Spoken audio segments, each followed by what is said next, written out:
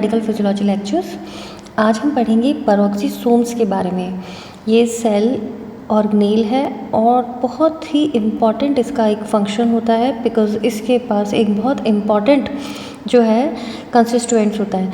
तो यूजुअली इसके ऊपर कई बार शॉर्ट नोट या एमसीक्यूज क्वेश्चंस आ जाते हैं, तो ये अटैम्प्ट करने के लिए पेरोक्सीसोम्स के बारे में आपको मालूम होना चाहिए। So let's start the topic. Physically जो सिमिलर है ये लाइसोसोम्स के, यानी स्ट्रक्चरल सिमिलैरिटी काफ़ी हद तक लाइसोसोम्स से मिलकर जैसी होती है, और जैसे लाइसोसोम्स भी बडिंग ऑफ से बने होते हैं, लेकिन उसी तरह से पेरोक्सीसोम्स का फॉर्मेशन भी बडिंग ऑफ से यानी बड से बनता है अदर ऑर्गेनेल से। लेकिन इसके दो मेजर डिफरेंस होते हैं। अब यहाँ इम्पॉर्टेंट जो है, जो कई बार एक्सप्लेन वाई के क्वेश्चन पूछ लेते हैं कि why peroxisomes differ from lysosomes, या how it is different from lysosomes. तो आपको यह आंसर आना चाहिए कि they are formed by self replication और budding off from smooth endoplasmic reticulum. तो या तो सेल्फ रेप्लिकेटिव प्रोसेस से बनते हैं with the help of nucleus, और या फिर स्मूथ एंडोप्लाज्मिक रेटिकुलम की बर्ड ऑफ यानी इनके उभार जो बाहर की तरफ टूट जाते हैं उनसे बनते हैं। तो ये इंपॉर्टेंट एमसीक्यू क्वेश्चन बनता है, ध्यान रखिएगा। दूसरा, दे कंटेन ऑक्सीडेजेस। ये ऑक्सीडेजेस कंटेन यानी इनके पास जो बेसिकली जो एंजाइम्स होते हैं वो ऑक्सीडेजेस होते हैं रेदर देन हाइड्रोलेजेस। तो जो लाइसोसोम्स होते हैं उनके पास हाइड्रोलेजेस होते हैं और इनके पास ऑक्सीडेजेस होते हैं। तो ये अनदर इंपॉर्टेंट एमसीक्यू क्वेश्चन और आपका डिफरेंस होता है। इनके स्ट्रक्चर के बारे में देखें तो ये डायमीटर जो होता है इनका 0.5 माइक्रोमीटर डायमीटर के होते हैं, बहुत छोटे से ऑर्गेनेल्स होते हैं। Enzyme that can either produce H2O2 oxidases और break it down, that is catalysis. इसके जो एंजाइम्स हैं बेसिकली या तो प्रोड्यूस करते हैं ऑक्सीडेजेस, H2O2 बनता है इसमें, और या फिर ब्रेक डाउन यानी तोड़ने वाले कैटालिसिस होते हैं।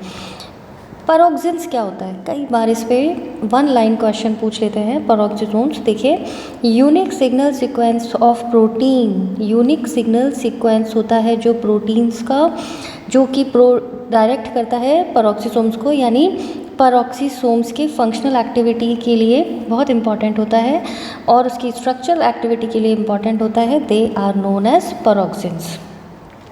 Peroxisome specific proteins on peroxisome membrane. Peroxisome की जो मेम्ब्रेन पे पेरोक्सीसोम स्पेसिफिक प्रोटीन्स होते हैं वो किससे कंसर्न होते हैं? Concern with transport of substance into and out of matrix of पेरोक्सीसोम्स। तो जो पेरोक्सीसोम्स होते हैं उसके अंदर का जो फ्लूइड पार्ट होता है उसे बोलते हैं मैट्रिक्स, ठीक है। इसी में एंजाइम्स होते हैं।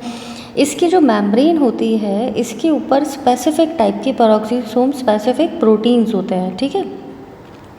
पेरोक्सीसोम स्पेसिफिक प्रोटीन्स का जो इम्पॉर्टेंट फंक्शन होता है वो सब्सटेंस को किसको बाहर जाना है और किसको मैट्रिक्स के अंदर आना है ये डिसाइड करते हैं। एंजाइम्स की जब बात करें तो इसकी जो मैट्रिक्स है उसमें तकरीबन 40 से ज़्यादा एंजाइम्स प्रेजेंट होते हैं, एंड दे ऑपरेट अंडर जो अंदर जो एंजाइम्स होते हैं पेरोक्सीसोम्स के और जो बाहर एंजाइम्स होते हैं, ठीक है, ये दोनों साथ में मिलकर क्या करते हैं, किस तरीके की फंक्शनल एक्टिविटी बनाते हैं? Catalyse anabolic and catabolic reaction. बहुत सारी कैटाबॉलिक तोड़ने वाली और एनाबॉलिक बनाने या जोड़ने वाली जो रिएक्शंस होती हैं, मेटाबॉलिक फंक्शंस होते हैं, उनको परफॉर्म करते हैं। तो कैटाबॉलिक ऑफ रिएक्शंस में बेसिकली इनका जो मेन फंक्शन होता है वो ब्रेक डाउन ऑफ लिपिड होता है। एक इम्पॉर्टेंट टॉपिक पे कई बार इस पे पार्स के नाम से भी पूछ लिया जाता है, that is peroxisome proliferator activated receptors. तो ये क्या होते हैं? These are the members of nuclear receptor super family. तो ये बहुत इंपॉर्टेंट एमसीक्यू क्वेश्चन है। पार्स यानी पेरोक्सीसोम प्रोलिफरेटर एक्टिवेटेड रिसेप्टर्स, ये न्यूक्लियर सुपर फैमिली का मेंबर होता है, न्यूक्लियर रिसेप्टर सुपर फैमिली का, और इसका जो फंक्शन होता है they cause proliferation of peroxisomes. इसके बनने में मदद करता है by acting on receptors in the nuclei of the cell. तो जब पार्स एक्टिवेट होते हैं ये डीएनए से बाइंड करते हैं, ये प्रोड्यूस करते हैं change in production of messenger RNA and can effect most tissues and organs by the help of पेरोक्सीसोम्स। तो ये जो रिसेप्टर्स होते हैं जो प्रोलिफरेट करते हैं पेरोक्सीसोम को, यानी फॉर्म करने में और उनकी फंक्शनल एक्टिविटी में। जब हम फंक्शंस के बारे में बात करते हैं तो बेसिकली इनका सबसे इम्पॉर्टेंट फंक्शन क्या है, कैटाबोलाइज लॉन्ग चेन फैटी एसिड। ये बहुत इंपॉर्टेंट एमसीक्यू क्वेश्चन है। और इसमें जो हाइड्रोजन और ये बीटा ऑक्सीडेशन के थ्रू करते हैं, जो इसमें हाइड्रोजन आयंस का जो ये यूज़ होता है वो कहाँ से होता है, ये H+ आयन कहाँ से आते हैं, ions derived from different intracellular chemicals. बहुत सारे इंट्रासेलुलर केमिकल्स से ये H+ आयन मिलते हैं जो कि H2O2 यानी हाइड्रोजन परऑक्साइड ऑक्सीडेजेस बनाते हैं और ये कैटाबोलाइज करते हैं लॉन्ग चेन फैटी एसिड्स को। अब ये हाइड्रोजन परऑक्साइड यानी H2O2 क्या चीज़ है, ये हाईली ऑक्सीडाइजिंग सब्सटेंस होता है used in association with catalase.